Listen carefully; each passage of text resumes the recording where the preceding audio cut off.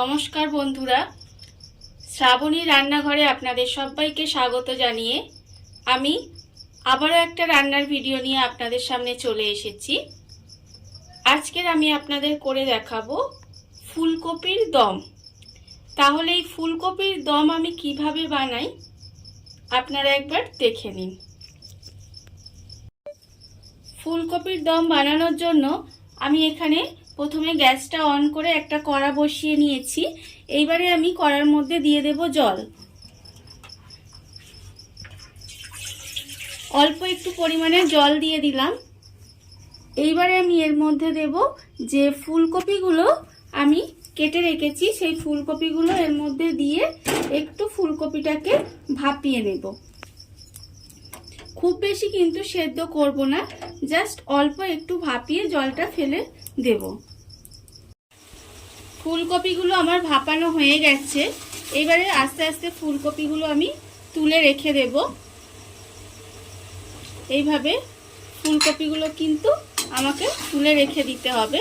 ভালোভাবে কিন্তু জলটা ঝাড়িয়ে তারপরে তুলে রাখতে হবে। ফুলকপিগুলো আমি ভাপিয়ে আলাদা করে সরিয়ে রেখে দিয়েছি। এবারে আমি কড়াই দেব সর্ষের তেল। রান্নাটা আমি সর্ষের তেলে করব।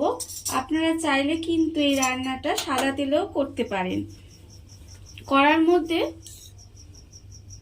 আমি সর্ষের তেল দিয়ে দিলাম।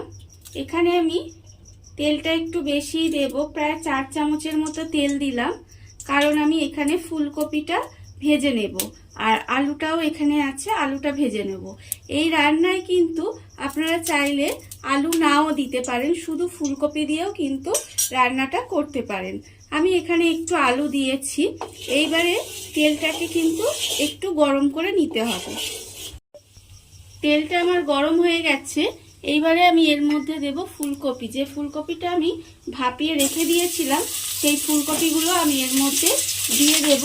দিয়ে একটু লাল করে ফুলকপিগুলো ভেজে নেব। ফুলকপিগুলো আমার লাল করে ভাজা হয়ে গেছে। এবারে আমি ফুলকপিগুলোকে তুলে রেখে দেব আলাদা করে। ফুলকপিগুলো আমার লাল করে ভাজা হয়ে গেছে আর ওইগুলোকে আমি আলাদা সরিয়ে রেখে দিয়েছি। এবারে আমি ওই তেলের মধ্যে দিয়ে দেব আলুগুলো। আলুগুলো আমি ওই তেলের মধ্যে দিয়ে আলুগুলোকেও একটু লাল করে ভেজে তুলে নিতে হবে। খুব ভালোভাবে আলুগুলোকে ভেজে তুলে নিতে হবে। আলুগুলো আমার লাল করে ভাজা হয়ে গেছে। এইবারে আমি আলুগুলোকেও তুলে নেব।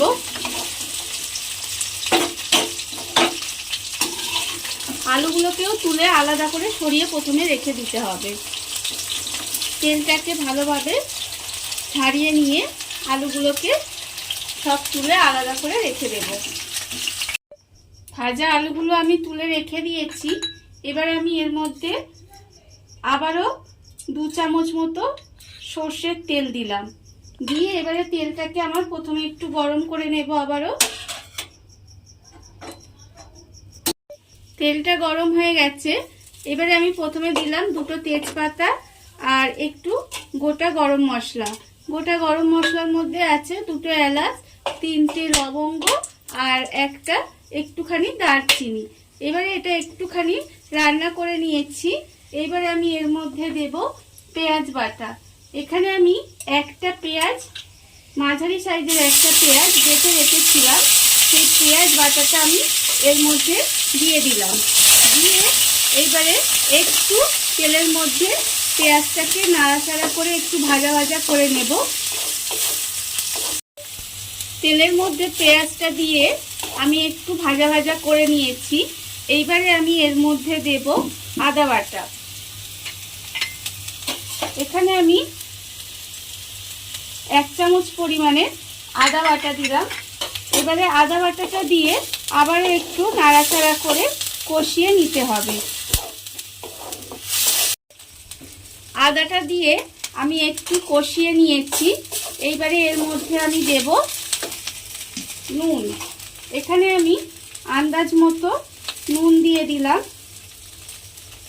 আর আমি এখানে দেব হলুদ গুঁড়ো। হলুদ গুঁড়ো এখানে 1/2 চামচ মতো হলুদ গুঁড়ো দিলাম। আর আমি এর মধ্যে দেব লঙ্কা গুঁড়ো। লঙ্কা গুঁড়োটাও হাফ চামচ মতো দিলাম। আর ঝালকে যে যতটা খাবে সেই বুঝে কিন্তু লঙ্কা গুঁড়োটা দেবেন। এইবারে আমি এর মধ্যে দিয়ে দেব টক দই। এখানে আমি 2 চামচ মতো টক দই রেখেছি। সেই টক দইটা খুব ভালোভাবে ফেটিয়ে নিতে হবে। ফেটিয়ে নিয়ে তারপরে এর মধ্যে দিয়ে দিতে হবে। টক দইটা আমি ভালোভাবে ফেটিয়ে নিয়েছি। এইবারে আমি এর মধ্যে টক দইটা দিয়ে দেব। টক দইটা দিয়ে এবারে এই মশলার সঙ্গে খুব ভালোভাবে কষিয়ে নিতে হবে। টক দই দিয়ে ভালোভাবে মশলাটা আমি কষিয়ে নিয়েছি। এবারে আমি এর মধ্যে দেব চিনি। চিনি আমি এখানে স্বাদের জন্য অল্প সামান্য একটু চিনি দিলাম। আর আমি দেব এখানে কাজু আর কিশমিশ বাটা। এখানে আমি প্রায় 6টার মতো কাজু আর 6টা কিশমিশ এখানে আমি বেটে রেখেছি। সেই কাজু আর কিশমিশ বাটাটা আমি এর মধ্যে দিয়ে দেব। দিয়ে এবার আবারও কিন্তু মশলাটা আমার ভালোভাবে কষিয়ে নিতে হবে।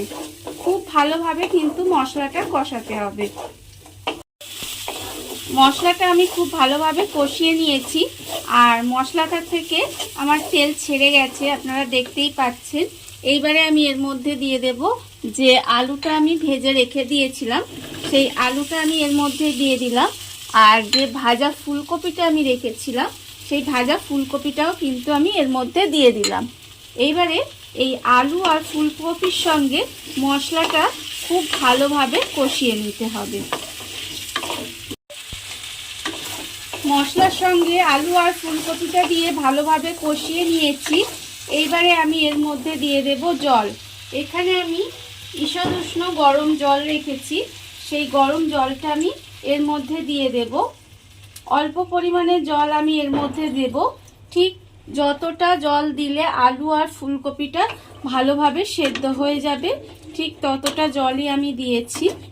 এইভাবে এবারে ঢাকা দিয়ে কিছুক্ষণ রান্না হতে দিতে হবে, যতক্ষণ না পর্যন্ত আলু আর ফুলকপিটা খুব ভালোভাবে সেদ্ধ হয়ে যায়। গ্যাসটাকে কমিয়ে ঢাকা দিয়ে আলু আর ফুলকপিটা ভালোভাবে সেদ্ধ করে নিয়েছি। রান্নাটা আমার প্রায় হয়েই এসেছে। এইবারে আমি এর মধ্যে দেব ছোট চামচের হাফ চামচ পরিমাণ গরম মশলা গুঁড়ো। গরম মশলা গুঁড়োটা দিয়ে এবারে আমি একটু নাড়াচাড়া করে নেব। তাহলে কিন্তু আমার রান্নাটা রেডি হয়ে গেছে।